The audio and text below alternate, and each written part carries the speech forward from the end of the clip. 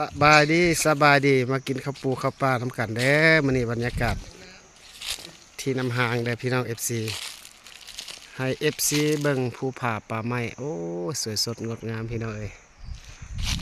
พุ่นกำลังสีลงวังพี่น้อง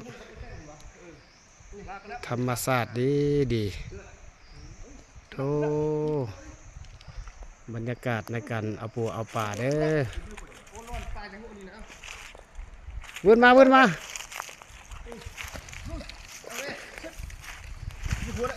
ได้แล้วตายละ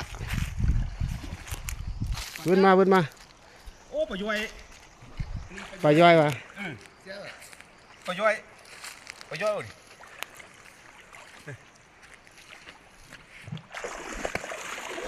เอาปากมาเลย โอ้ยเล็กนี่นะ ยานตายเดี๋ยวมือ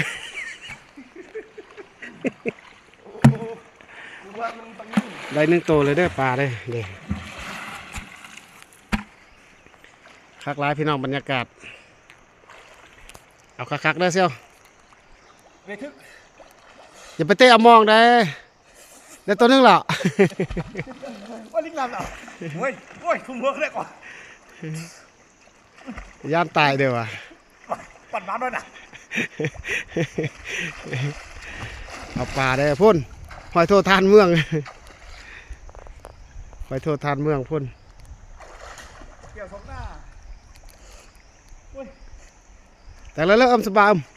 วางสีดำแทนอย่างวางเขาจะเลิกเพียงอึกสัตว์คักหลายโอ้ธรรมชาติบรรยากาศดีพี่น้องภูผาป่าไม้พุ่น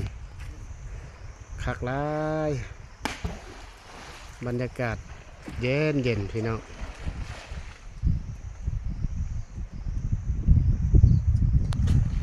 มาเอาปลาเด้อมากินปลากระเบาร้อนเดี๋ยววันนี้เด้อ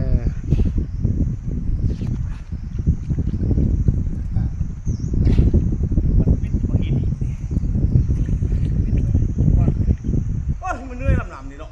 โอ้ตัวกันเจอเนาะเฮ้ยไอ้แย่มึงล่วงเด้อมาแต่ล่วงพะบ้างแย่ปุ่นล่วงพะบ้างมาง่ายเ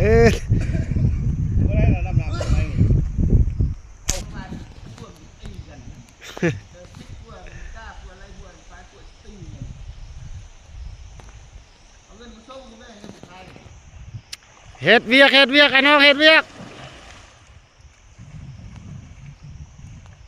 คักหลายผู้ลังคนกับดำเนาะถึกบ่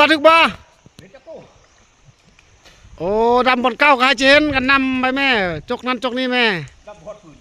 โอ้เลี้ยวทหารสองระบอบนี่ยุ่งละ